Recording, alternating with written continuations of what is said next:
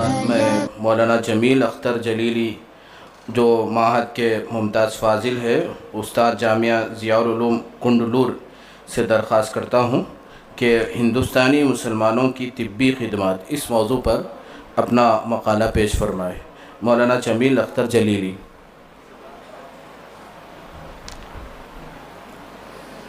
بسم اللہ الرحمن الرحیم وبہ نستعین وصلی اللہ تعالی علی النبی الکریم۔ گرامی قدر حضرت الاستاد مدظ ظلہ العالی، جناب صدر دامت برکاتہم، ڈائس پر جلوہ افروز علماء کرام، مفتیان عظام اور دانشوران اور حاضرین مجلس، آج کے اس پروگرام میں میرا مقالے کا موضوع ہے ہندوستانی مسلمانوں کی طبی خدمات۔ یہ مقالہ A4 سائز میں 23 صفحات پر مشتمل ہے، جس کی تلخیص یہاں پر آپ کی خدمت میں حاضر کی جا رہی ہے۔ محترم حضرات، طب محض ایک علم نہیں بلکہ انسانیت کی بقا و سلامتی کا ایک مسلسل سفر ہے۔ یہ وہ علم ہے جو جسم و روح کی صحت، بیماریوں کی تشخیص، علاج و معالجہ اور وقایہ سے تعلق رکھتا ہے۔ انسانی تاریخ کے آغاز سے آج تک مختلف تہذیبوں نے اس میدان میں اپنے اپنے رنگ بھرے۔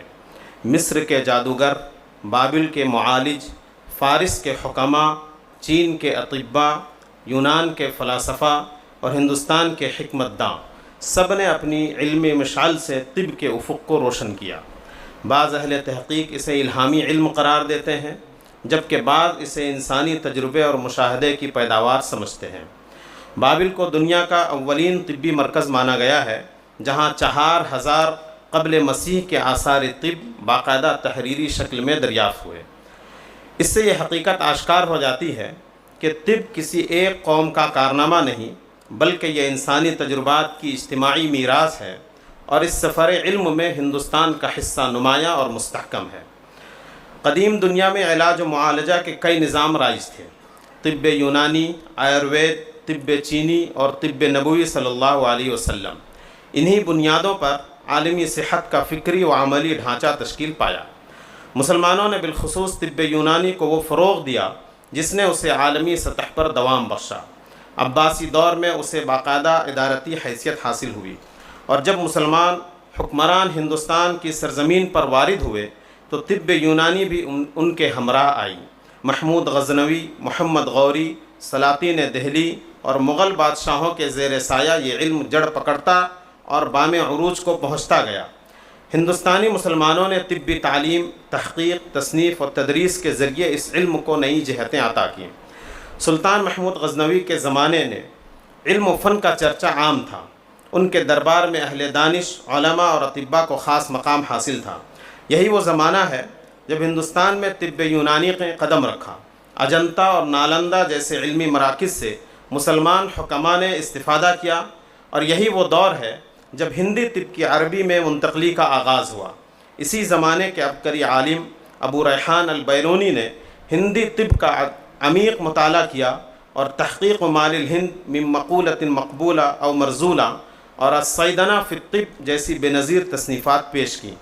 ان کی مساعی سے اسلامی و ہندی طب کے درمیان علمی تبادلہ ممکن ہوا، جس نے تاریخ طب میں ایک نیا باب رقم کیا۔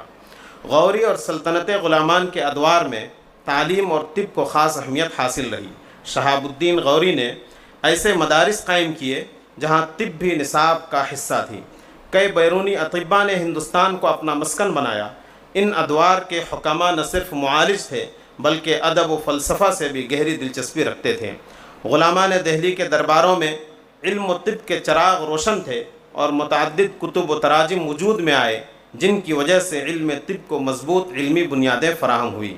خلجی، تغلق اور لودھی سلطنتوں کا زمانہ طب و حکمت کے فروغ کا سنہرا عہد کہا جا سکتا ہے۔ سلطان علاء الدین خلجی کے زیر سایہ دہلی علم و صحت کا مرکز بن گئی۔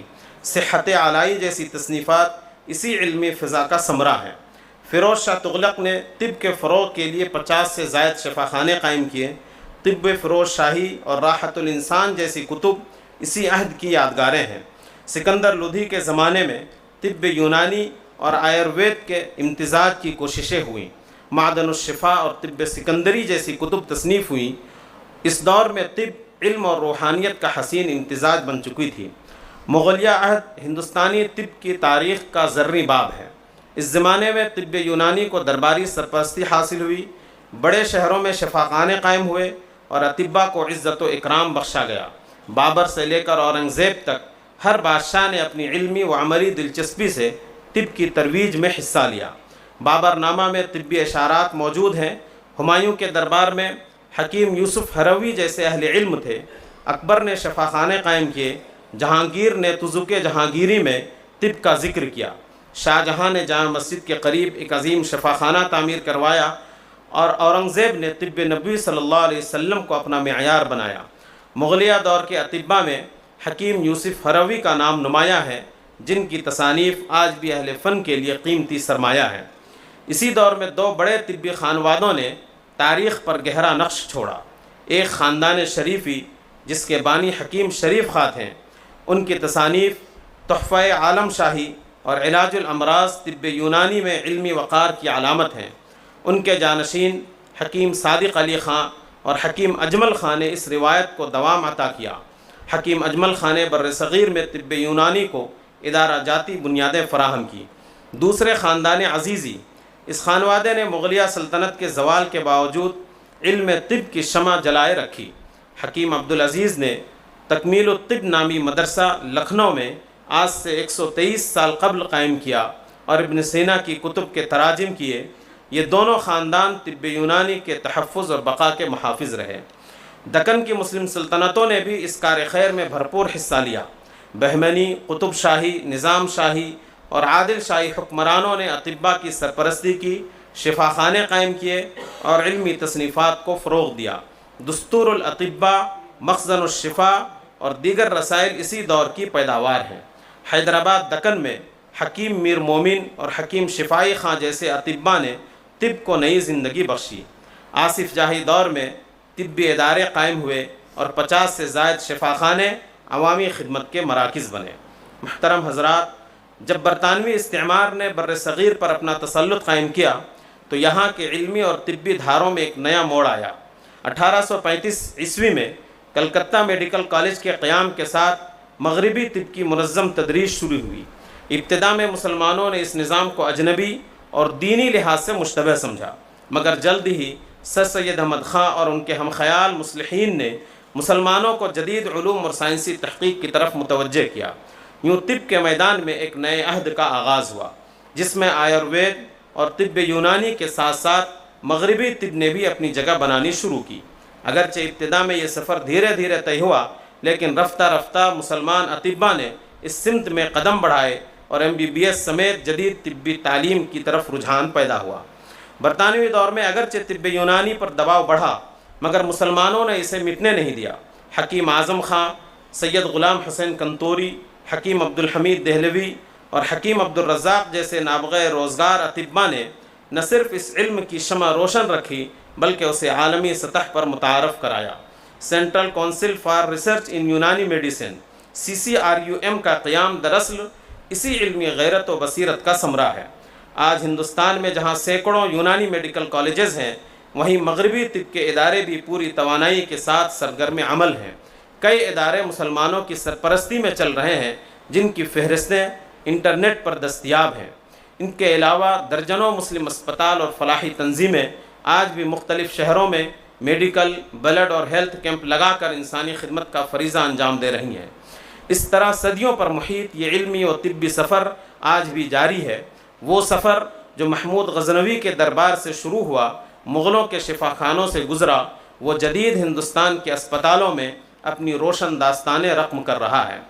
آج کا ہندوستان اگر دنیا کے ان ممالک میں شمار کیا جاتا ہے جو طب و صحت کے میدان میں نمایاں حیثیت رکھتے ہیں، تو یہ دراصل ان سنہری ادوار کی دین ہے جب مسلمانوں نے علم و ایمان، تحقیق و خدمت اور عقل و وجدان کے حسین امتزاج سے اس فن کو عروج تک پہنچایا۔ مسلمانوں نے طب کو محض پیشہ نہیں، ایک عبادت سمجھا۔